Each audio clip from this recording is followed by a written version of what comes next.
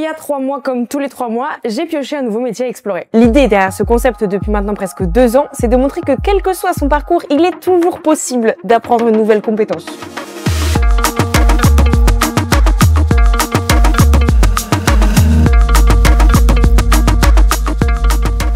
Je recommence tous les 3 mois parce que 3 mois, c'est pile la période où c'est le plus difficile. Celle où tout paraît impossible, où on est surmené en permanence, où c'est encore difficile pour les autres de croire en nous. Montrer ce moment charnière, c'est un peu devenu le cœur de mon activité. Et après avoir exploré les réalités de peintres, de couturières, d'athlètes, d'agricultrices, de marins, il était temps de me plonger dans un nouveau défi, le métier de DJ.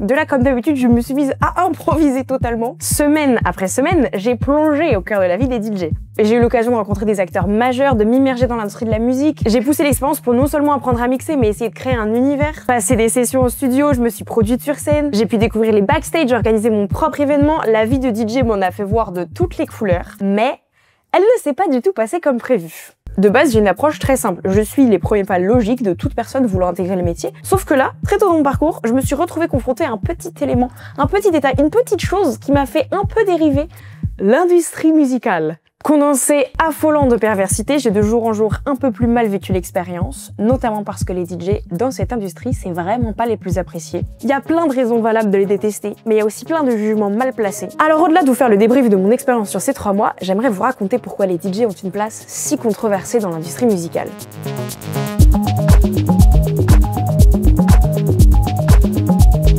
La première chose que je voudrais faire, c'est vous définir le rôle d'un DJ, parce qu'à titre personnel, avant de commencer cette expérience, j'avais aucune idée de ce qu'il faisait sur scène.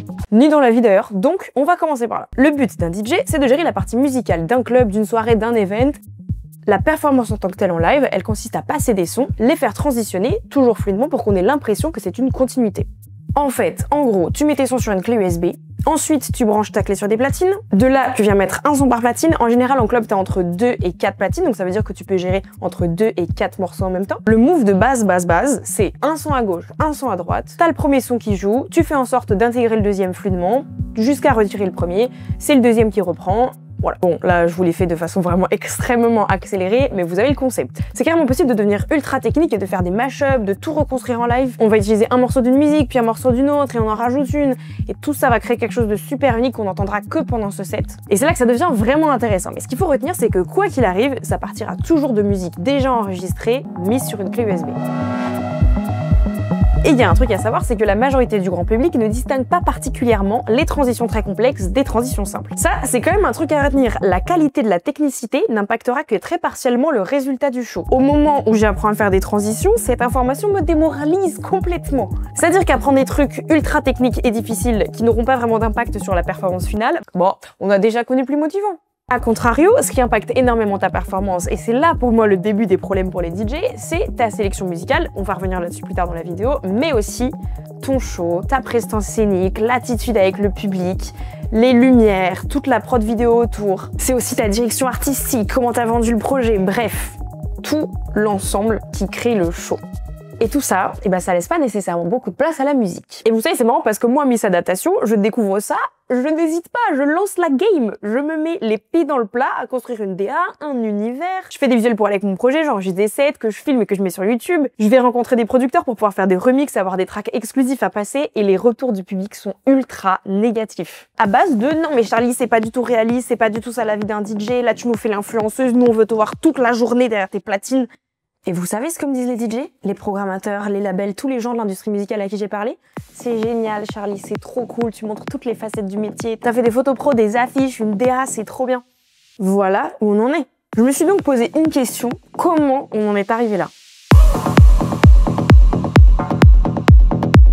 Il faut savoir que le métier, il a énormément évolué depuis sa création dans les années 50. À l'époque, les DJ, ils étaient surtout à la radio pour créer des ambiances musicales. Et c'est avec l'apparition de nouvelles musiques comme le rock, la soul, etc. qu'il commence à y avoir vraiment des DJ dans les soirées. Mais au début, les mecs sont relégués au fond de la salle, dans l'ombre, personne ne les calcule.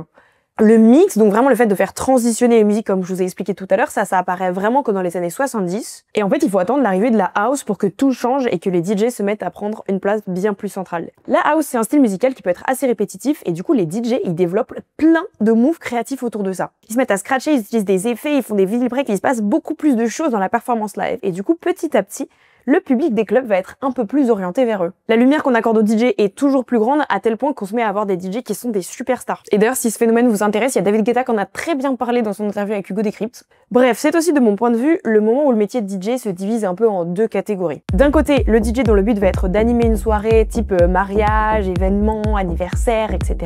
Et de l'autre côté, des DJ qui veulent avoir une approche un peu plus artistique et qui veulent être reconnus pour leur unicité, leur créativité, au même titre que des compositeurs, des chanteurs, etc. Pour moi, c'est deux perspectives très différentes, parce que dans la première, le DJ il est vraiment au service de la foule. Il va s'adapter au public. Dans l'autre catégorie, c'est une approche qui est beaucoup plus basée sur l'individu en tant que tel, et l'idée c'est un peu qu'il y ait des fans qui aiment la musique proposée. C'est pour ça que je me permets de faire une distinction. Par ailleurs, pour la suite de cette vidéo, moi je vais plutôt m'intéresser à la seconde catégorie, c'est-à-dire les DJ qui veulent avoir un développement plus artistique. Parce qu'aujourd'hui, c'est ces DJ là qui font rêver tout le monde. Mixer maintenant, ça attire des milliers de profils, la concurrence devient donc stratosphérique, et c'est de ma petite analyse ce qui marque le tournant que prend le métier. Parce que quand on est en concurrence, on s'occupe plus seulement d'être bon, on veut devenir meilleur que les autres, et ça a un prix. Aujourd'hui, les shows sont toujours plus gros, toujours plus poussés, les écrans toujours plus géants, les musiques plus rapides, plus hardcore, les shows toujours plus construits, les lights, les animations, c'est devenu un truc normal aujourd'hui d'avoir des feux d'artifice sur un drop. On voit apparaître des lieux de soirée uniquement animés par des DJ qui rassemblent des milliers de personnes pour faire des shows extraordinaires, des shows qui sont millimétrés, calibrés pour être explosifs et pour en faire voir de toutes les couleurs au public.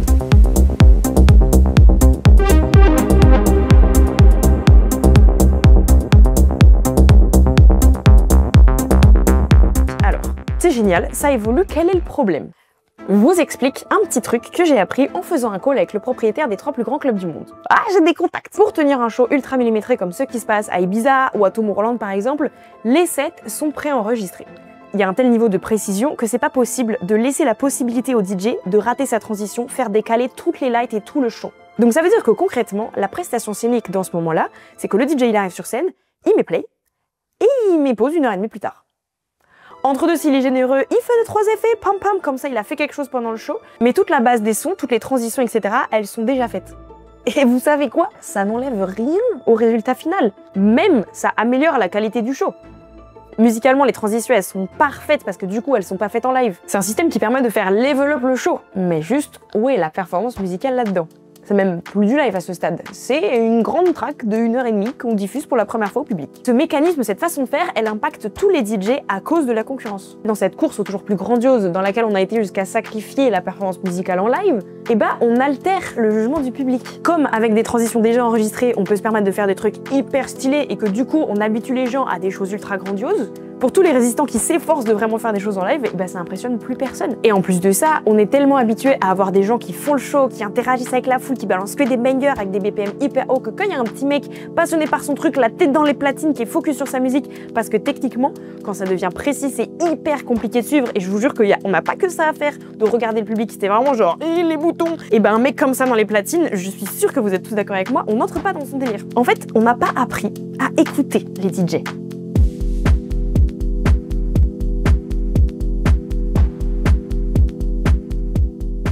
On commence à mixer, mon oreille elle s'est affinée et quand je suis allée en soirée je me suis dit waouh, mais j'entends pour la première fois de ma vie en fait. D'un coup j'entendais les transitions, j'entendais le génie ou non de la sélection musicale, je prenais le temps de vraiment écouter la personne qui mixait alors que je me serais jamais même posé la question de tout ça avant.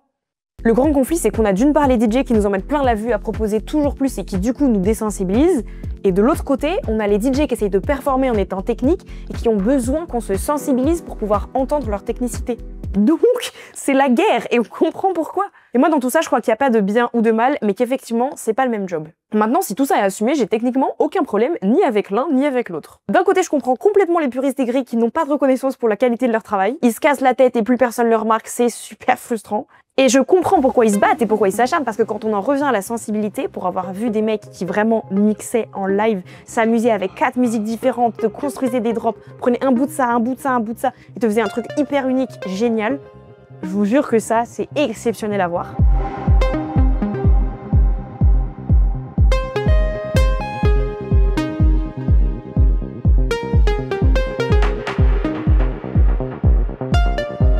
Et d'un autre côté, je peux aussi comprendre l'idée de vouloir en faire toujours plus. Parce que je sais pas si vous êtes déjà retrouvé dans une foule, mais à titre personnel, on peut me prendre pour cobaye. Moi, je m'étais jamais retrouvée sur scène devant des gens et tout. Pour mon premier set, j'ai grave préparé ma tracklist, j'ai préparé mes petites transitions, je me suis dit comme ça, je fais le mieux que je puisse faire techniquement. Et s'ils sont pas contents, en vrai de vrai, je rage. Ils auront pas su capter mon voilà. Écoutez-moi bien, à la minute où je me suis retrouvée sur scène et que les gens ont eu un smile jusque-là, qu'ils ont crié, qu'ils étaient trop contents, j'étais en mode je suis leur bitch. Je vais faire tout ce qu'ils veulent pour qu'ils gardent ce smile le plus longtemps possible. S'il faut que je danse plus que je mixe, et c'est ce que je vais faire.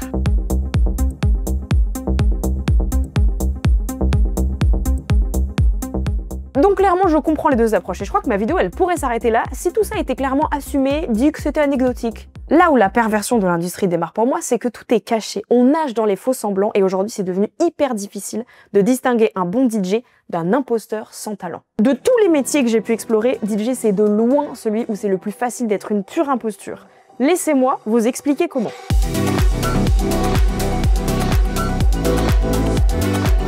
Pour bien comprendre, il faut que je vous donne 2-3 éléments sur comment fonctionne une carrière de DJ et pour ça, je vous propose qu'on prenne un cobaye, moi. Et j'ai le sens du sacrifice car vous allez très bientôt me détester. Alors, je démarre ma petite carrière. Pour ça, je commence par passer 6 mois à apprendre à mixer tranquillement. Donc j'apprends des petites transitions plus ou moins complexes, ce qu'il est possible d'apprendre en 6 mois. Surtout, je passe énormément de temps à enrichir mon catalogue musical. C'est ça dont je voulais vous parler tout à l'heure, mais il y a une énorme partie de la performance du DJ qui réside dans la sélection musicale. Et avoir une bonne sélection musicale, ça implique d'avoir une bonne culture musicale. Dans ce sujet, il y a un peu deux approches différentes. Il y a ceux qui préfèrent construire leur set, donc c'est-à-dire qu'ils vont mettre leur musique dans l'ordre, dans une playlist, et ils savent que c'est ça qu'ils vont jouer. Et il y a ceux qui préfèrent avoir plein de sons en vrac sur leur clé pour pouvoir mieux s'adapter à la foule, savoir quel morceau passer à quel moment, etc. Dans les deux cas, il faut passer énormément de temps à ce qui s'appelle diguer des musiques, c'est-à-dire farfouiller pour trouver des sons qu'on aime bien, se les approprier pour anticiper où est-ce que ça va être intéressant de faire les transitions, etc. Mais bon, comme moi je me suis donné que 6 mois pour apprendre à mixer, et je vais plutôt partir sur une construction de set. A priori, ça va être plus simple. J'ai un peu moins besoin d'une énorme culture musicale. Et puis je peux un peu plus arriver en mode voilà, je vous présente mon art, tant pis si vous aimez pas. Bref, les 6 mois se sont écoulés, je me sens prête et formée. Il est temps d'aller gagner de l'argent.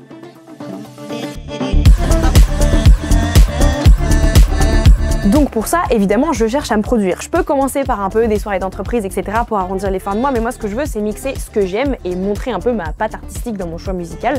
Donc j'ai plus envie de mixer dans le club, dans des events où je vais être annoncée vraiment en tant qu'artiste. Et pour ça, il faut que je prenne contact avec des programmateurs qui gèrent la programmation des artistes sur leurs soirées. Il faut que j'arrive à les convaincre de me placer. Donc il me faut des arguments de vente. Et pour ça, il y a plein de petits détails qu'on va venir regarder. Concrètement, un booker, quand il choisit ton profil, il regarde quoi sur ton profil? En fait, un booker, en soi, il doit regarder ton projet artistique dans sa globalité. Est-ce que tu as un projet artistique qui est mature, tu vois? Est-ce que il y a des fondations qui sont solides? Est-ce que tu as musicalement, il y a un truc qui se tient, qui est intéressant, qui se différencie? C'est important aussi, tu vois, c'est aussi un conseil que je donne aux artistes avec qui je travaille, c'est-à-dire que trouve ta différenciation, ce qui fait ton petit plus, et mets-le en avant le plus possible et vois comment tu peux construire une histoire autour. Donc, le booker ou l'agent, il va regarder ça, c'est sûr. Et après, la personne, elle va regarder, ok, est-ce que tu produis de la musique ou pas? Est-ce que tu as un profil pur DJ ou pas? Et est-ce que tu as une communauté ou pas derrière toi déjà? Ou tu pars vraiment de zéro? Au-delà d'avoir des dates, pour toucher des gens à plus grande échelle, il y a un autre levier à activer, produire des musiques. Avoir des tracks qui circulent, c'est un excellent moyen de se faire connaître parce qu'on pense à nous, on nous écoute, on est découvert par du public sans même avoir besoin d'être là. Et puis on peut aussi utiliser la notoriété et la crédibilité d'autres artistes parce que s'ils passent nos tracks, ça veut dire qu'en quelque sorte ils nous valident. Il y a vraiment un jeu avec un intérêt énorme à faire passer ces tracks par d'autres artistes. Ça peut être facilité par signer dans un label parce que souvent au sein d'un label, on fait en sorte que les artistes ils jouent les tracks les uns des autres pour pouvoir s'élever un peu tous ensemble. Et dans ce système, il y a des super démarches aussi. Par exemple, Solomon, il a créé un label où il écoute absolument tout ce qu'il reçoit et s'il valide, il le sort sur son label. L'idée, c'est vraiment de dire, moi, je veux juste repérer les meilleurs tracks et les mettre en avant. Et croyez-moi, si votre track il passe sur le label de Solomon, c'est pas mal pour la crédibilité. Au-delà de ça, avec cette approche artistique, on essaye de se construire une identité propre, des façons de se distinguer, et du coup ça passe aussi par la création musicale. En fait, c'est beaucoup plus facile pour le public d'identifier quels vont être nos codes, le genre de musique qu'on joue, etc. s'ils ont de quoi écouter. Et puis quand on a des tracks qui sortent, ça permet aussi de faire un petit échange avec des artistes pour récupérer des tracks inédits qu'ils n'ont pas encore sortis, que nous on va pouvoir jouer. Il y a tout un petit système d'échange dont le but final est d'avoir des sets un peu inédits, des trucs un peu bangers, etc. Et par ailleurs, très simplement, avoir des gens qui écoutent, ça permet d'avoir des streams, et avoir des streams sur Spotify, ça aide à se faire booker. Mais jusqu'ici, vous allez me dire, on voit pas vraiment le problème, c'est le game de l'industrie, et voilà. Revenons-en à ma construction de carrière. Donc, j'ai passé 6 mois à apprendre, maintenant on va dire que ça fait aller 2 ans et que je commence à tourner tranquillou, j'ai des petites dates un peu partout et j'ai envie de passer un level au-dessus, donc je veux sortir des tracks. Léger détail, est-ce que vous m'avez entendu parler une seule fois de production musicale ces 2 dernières années? Pas du tout, car c'est une compétence complètement différente. Mais ne vous inquiétez pas, j'ai tout prévu pour compenser ce manque de compétences. J'ai prévu un petit budget qui va me permettre de payer des producteurs qui vont me faire des tracks dans l'ombre et que je vais ensuite sortir sur les plateformes en mon nom. Et personne n'y verra que du feu. Avec un peu de chance, j'ai les bons contacts, je lâche un billet, comme ça mon son se retrouve en playlist sur Spotify. Et là, on est parti, c'est gagné, les gens vont m'écouter, du coup ils vont venir voir mes shows pour entendre ces musiques-là en live. Et comme tout est déjà fait dans les morceaux parce que les producteurs que j'ai payés, bon bah eux, ils ont fait un son complet. Donc du coup moi j'ai plus grand chose au final à faire en live, mais bon, je peux toucher 2-3 boutons pour faire genre que voilà, il se passe des choses, je fais du live, t'inquiète. Avec tout ça, j'aurais carrément gagné en crédibilité parce qu'aux yeux du public, au-delà de faire des transitions et vraiment la performance de mix, bah, j'aurais aussi créé la musique, donc c'est vraiment moi à 100% qui ai créé tout le show. N'est-ce pas merveilleux? Et attendez, il y a un outil dont on n'a pas parlé depuis le début mais qui contribue largement au succès de ma carrière. Les réseaux sociaux, bah bien sûr. Comme mon label me l'a conseillé, oui, parce que du coup maintenant que je sors des sons, bah, j'ai un label, j'ai un agent, des gens qui veulent se faire de l'argent sur mes shows. Comme ils veulent se faire beaucoup d'argent, et bah tous les jours ils m'envoient des messages pour me dire tiens, tu posterais bien un petit TikTok, un petit réel, faut que je m'arrange pour faire des trends, que je mette mes sons partout pour essayer que ça perce, j'explique pourquoi j'ai fait ce morceau et ce morceau. Et d'ailleurs je fais aussi des shootings photos pour être belle gosse. La course au like quoi. Et comme je suis douée à ce petit jeu, et bah grâce à ça, j'ai développé une communauté et quand je vais voir un programmateur, bah j'ai beaucoup plus de chances qu'il m'ouvre ses portes parce qu'il se dit oh elle a un public donc c'est sûr qu'elle va ramener du monde, je la prends. On résume. Je sais faire 2-3 transitions simples. J'ai récupéré quelques tracks des copains, j'ai mes sons que j'ai fait produire, je fais les choses bien donc j'ai développé une bonne attitude sur scène, je viens stylé, beau costume, je danse, j'ambiance les gens. Le show est sympa, je fais mes transitions, je danse, entre deux je fais un peu semblant. Dès que c'est fini, hop, je poste sur les réseaux sociaux et comme ça grâce au like avec un peu de chance, je viens d'ouvrir les portes sur une nouvelle date encore plus grosse et comme ça ma carrière elle monte, elle monte, elle monte, elle monte et moi tout ce que je sais faire musicalement c'est 2-3 transitions. Et voilà comment on devient un DJ reconnu, adulé, sans avoir aucun talent dans la musique. Alors, il y a du talent d'acting, il y a du talent de danse, il y a de la vision, il n'y a pas tout à rejeter franchement. Moi ce que je trouve affolant, c'est l'hypocrisie du truc. Le niveau de fake jusqu'où ça va. C'est un système dans lequel des gens sans talent, qui font semblant, peuvent être reconnus comme des superstars, brasser des milliers d'euros. Tout le monde autour d'eux est parfaitement au courant de la mascarade et l'entretiennent car ça génère de l'argent. Excellent.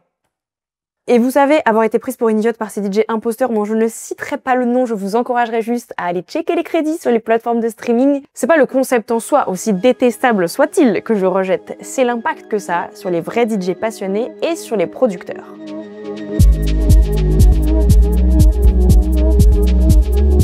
L'industrie de la musique, elle a beaucoup évolué au global. Et l'impact, il est assez terrible, que ce soit pour les DJ dont on va plus remarquer les performances, surtout si elles sont pas postées sur Instagram, ou sur les producteurs qui ont perdu leur avantage. Oui, parce qu'il faut comprendre que la production musicale, c'est super complexe. Mixé en 2 mois, j'avais les rudiments. La production, même si j'ai passé des heures en studio à regarder des gens pourtant hyper bons, m'expliquer, produire, etc., je pense que je n'ai pas 2% de ce qu'est la production musicale. C'est une complexité infinie. D'abord, il faut maîtriser le logiciel, mais après, il y a aussi toute la partie musique. Bref, et les producteurs qui étaient de base vus comme des artistes à part, assez adulés, qui avaient la reconnaissance méritée, et bah ils se retrouvent aujourd'hui en concurrence avec les DJ. Ils sont souvent pris pour des DJ d'ailleurs. Eux, ils ont commencé par être des heures derrière un ordi pour réussir à créer de la musique. Et quand ils viennent sur scène, c'est pour présenter leur travail. C'est la production la base de tout, ils passent la majorité de leur temps dans leur studio. Quand ils sont sur scène, c'est pour présenter leur travail et toute la scène est construite pour mettre la musique en avant. Les DJ, leur approche de la production, bon alors là, je vous ai pris l'exemple de la Ghost Production, donc évidemment c'est un peu extrême, mais il y a aussi des DJ qui se mettent à faire un peu de prod, il y a des DJ qui se font aider. D'ailleurs, moi c'est ce que j'ai fait. Je suis allée passer des après-midi en studio avec des producteurs qui m'ont aidé à faire des tracks que j'allais pouvoir passer en DJ set. À chaque fois, comme je suis arrivée avec une approche de DJ, la production, elle a été assez particulière parce que du coup, t'as moins le sens du détail parce que c'est pas construit pour les plateformes, c'est vraiment construit pour le show. En fait, la musique, elle est au service du show, ce qui n'est pas tout à fait la même démarche. Et surtout, on n'a pas du tout cette recherche de faire des albums, des projets, des EP, avoir des grands messages derrière. Comme le but c'est que ce soit juste passé en DJ set, il n'y a pas besoin de plus. Et du coup, ça te permet d'être ultra efficace. T'as un peu appris à prod, tu remixes des trucs, tu te fais un peu aider, et toutes les 2 semaines, tu peux large sortir un truc. Le problème, c'est que ce rythme, il l'impose aussi aux producteurs. Et les producteurs, ils se retrouvent à plus pouvoir faire d'albums parce qu'il faut faire que des hits, qu'il faut sortir un son toutes les 2 semaines pour être bien dans les algorithmes, qu'il faut là aussi publier sur Insta pour être sûr de faire vivre la musique, et que sur Insta, ça fonctionne pas de venir avec un album tous les 2 ans. Le rythme, la vitesse qu'on leur impose, ça les oblige à ne plus pouvoir travailler dans la qualité et s'obliger à faire de la quantité. Au début, quand j'allais voir des producteurs, je me trompais, je les appelais des DJ et ils s'étouffaient. J'étais en mode non mais ça va, les drama queens, on se calme. Mais en fait, je comprends cette réaction. Parce que cette petite confusion, elle a rendu invivable le métier de producteur. Puisque du coup, ils sont mis dans la même cour que les DJ et la cour des DJ, elle est sacrément problématique. Attention, je nuance mon propre discours. Toute l'évolution un peu, de l'industrie musicale, elle n'est pas due aux DJ. Avec ou sans eux, le rythme qu'on impose, la pression des réseaux sociaux, tout ça serait quoi qu'il arrive, arrivé du fait de l'évolution de notre société au global. L'impact des DJ dans tout ça, c'est que certains se sont très bien adaptés, l'ont rendu profitable et donc le font perdurer. Ceux qui se sont adaptés, et par des méthodes plus ou moins admirables, ils entretiennent l'illusion que ce rythme est tenable. Mais ce rythme, il n'est pas tenable pour le producteur qui a à cœur de passer des heures sur un morceau, voire prendre le temps de construire ses projets, qui n'a pas nécessairement envie de passer du temps sur les réseaux sociaux. Ce rythme n'est pas tenable pour les passionnés de musique qui veulent tout simplement faire de la musique.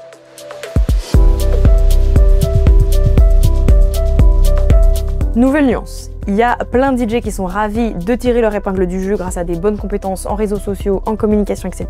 Mais il y en a aussi beaucoup d'autres qui subissent ce système également. Mais même s'ils n'aiment pas la tournure que ça prend, il y en a beaucoup qui se retrouvent à céder à la pression et se mettent malgré eux à entretenir le schéma. C'est un cercle vicieux. Il faut bien garder en tête qu'une carrière de DJ, et rappelons qu'on parle ici de ceux qui veulent développer une démarche artistique, pas de ceux qui animent les événements, les mariages, etc. Et pour eux, un des piliers fondamentaux, c'est le succès, la notoriété, la popularité. Et qu'y a-t-il de plus dangereux que quelqu'un qui veut percer, quelqu'un qui doit absolument percer? Donc pour beaucoup, ils n'ont pas nécessairement rêvé de cette façon de faire, mais c'est la solution qu'ils ont trouvée pour survivre dans cet écosystème.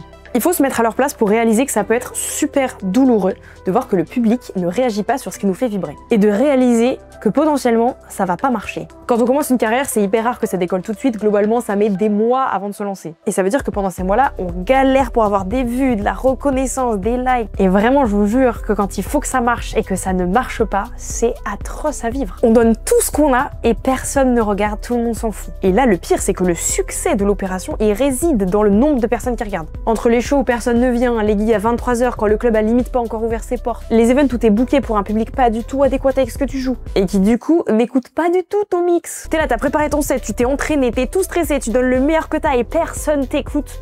Ça rend fou. Et puis parfois ça marche juste pas parce que t'es pas dans les normes, t'es pas dans les trends, c'est pas les trucs qui toi te font vibrer. Et là du coup, le dilemme c'est est-ce que je m'entête, quitte à sacrifier le succès et donc grosso modo la carrière, ou est-ce que je change de direction pour faire des trucs que les gens vont aimer? Parce que c'est ça le piège d'avoir un job qui repose sur la popularité. Et c'est marrant parce que moi je suis le parfait exemple de comment tu tombes dans le piège en 10 secondes, enfin en 3 mois là en l'occurrence. Moi de base, je voulais être DJ en mode je mixe, voilà, je fais ma petite musique tranquillou. Petit DJ à ce qui me focus sur la technique. 3 mois plus tard, j'ai naturellement passé du temps à établir une direction artistique, à faire des photos, des affiches, j'ai organisé un event. Et dans cet event, j'ai fait venir plein d'artistes, je me suis arrangée pour avoir des exclus, j'ai passé plein de temps en studio à faire de la prod. Comme ça, j'ai eu des tracks à publier sur SoundCloud. J'ai littéralement plongé à fond dans tous les leviers qui existent pour développer le projet. Et au final, j'ai un peu sacrifié l'apprentissage de la technicité des transitions au profit du reste. Un autre facteur, la pression de la concurrence, c'est hyper intimidant. Et surtout, ça crée un système où tout le monde est bienveillant en apparence, mais où derrière, c'est très dur de savoir quelle est la réelle sincérité des gens. Tout le monde est tout le temps intéressé, c'est le genre d'environnement où on est prêt à t'écraser pour monter. Et puis pour les DJ qui veulent s'en sortir et respecter les règles du jeu, on leur demande d'être bon dans un sacré paquet de domaines. Avoir une attitude sur scène, de quoi se distinguer de la concurrence, se débrouiller pour avoir des tracks exclusifs, encaisser le stress des shows, tous les trajets que ça implique, rester au fait des tendances, comprendre ce que les gens ont envie d'entendre mais quand même garder sa patte musicale, gérer toute la partie communication. En fait, cette carrière, elle est hyper difficile. On a la vision du gars qui danse à Ibiza, on oublie toutes les heures passées à se creuser la tête pour trouver la bonne musique. En plus de ça, cet univers-là, il est pas nécessairement très accessible au public. Et du coup, il y a un phénomène qui, je trouve, est anéantissant mentalement. C'est que au moment des shows, le DJ, et je pense que ça, c'est peut-être valable pour d'autres artistes, genre producteurs, chanteurs, tout ce que vous voulez, en fait, t'as un niveau d'adrénaline de ouf parce que déjà, t'as les gens qui t'adulent, mais en plus de ça, t'as même toutes les équipes autour qui sont grave aux petits soins. T'es un peu traité comme un prince. T'es hyper entouré en plus parce que souvent, tu croises d'autres artistes, donc il y a toutes leurs équipes, donc ça veut dire qu'il y a que des gens de l'univers musical qui comprennent vraiment ce que tu fais. Tout le monde te félicite, tu fais la fête, c'est ouf, et après, tu rentres chez toi le dimanche soir lessivé. Tu te retrouves tout seul à errer, tu vois des gens mais t'arrives pas à connecter parce qu'en vrai ta vie elle est tellement différente que parler du 9h-17h de Marie, c'est un peu bon. C'est pas que tu veux pas t'intéresser, c'est juste que c'est tellement loin de ce que tu vis que c'est super dur de connecter avec les gens. Et du coup, là, t'as deux solutions. Soit tu te mets à traîner que avec des gens de l'industrie musicale parce que eux, ils comprennent, donc tu te sens moins seul. Mais plus tu vas traîner qu'avec des gens de l'industrie, plus tu vas te sentir loin du reste du monde, donc encore plus seul. Ou alors tu t'efforces de réussir à connecter avec le monde, mais ça amplifie encore plus ce phénomène de contraste. En fait, tu fais des montagnes russes entre des moments d'intensité pure et des moments de solitude désarmants.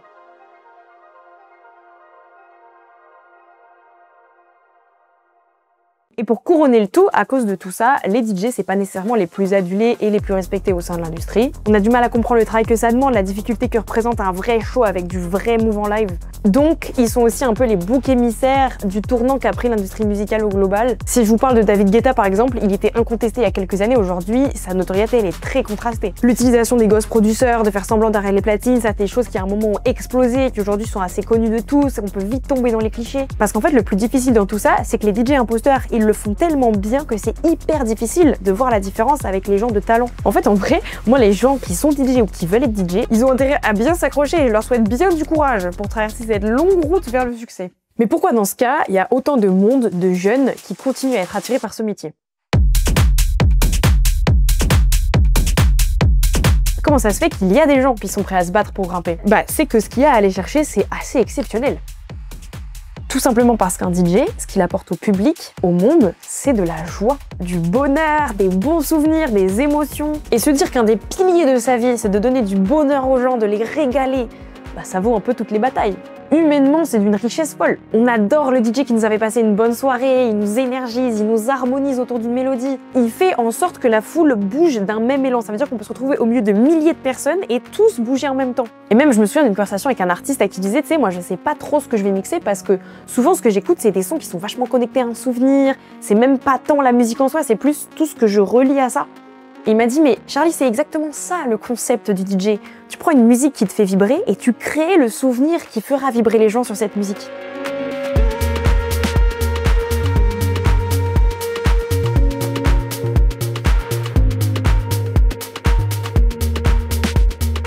Et quand je parle de mix avec des vrais passionnés de mix, ils me parlent toujours de trucs hyper psychologiques. C'est toute une chorégraphie qui s'organise avec la foule. Faire monter une mélodie, ne pas la lâcher tout de suite, frustrer les gens, comme ça quand elle arrive enfin, c'est encore plus satisfaisant. Tout est très intense, tout est très fin, c'est un moment où la foule elle se laisse guider par le rythme. Et en plus, puisque le show c'est la finalité ultime du DJ, bah c'est certainement lui le plus à même de nous faire passer une bonne soirée. Finalement, là où le DJ c'est avant tout quelqu'un qui s'efforce de chaque jour rendre la fête meilleure. Parfois à n'importe quel prix.